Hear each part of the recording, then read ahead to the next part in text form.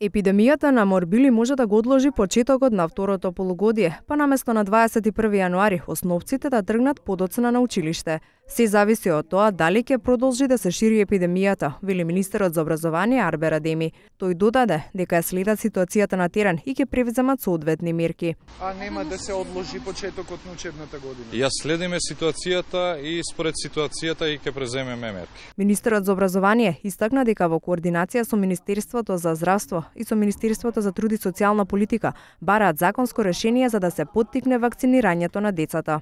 Сме во координација со здравство, со труд и социјала да изнајдеме законско решение со кој ќе се поттикнат сите родители да ги вакцинират децата, имајќи предвид дека основното образование, исто така имајќи предвид дека основното образование е задолжително и предвидено и со Уставот. И во постојниот закон за основно образование е предвидено дека децата при упис во основно треба да докажат родителите дека биле вакцинирани.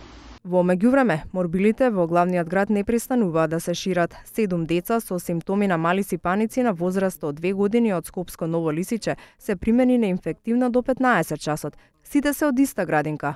Од 16 декември примени се вкупно 22 лица, од кои 13 се хоспитализирани, додека 9 се пуштени на домашно лекување. Најмладиот пациент е бебе од 8 месеци, а најстариот има 33 години. Статистиките покажуваат дека досега не се вакцинирани околу 15.000 деца помлади од 16 години.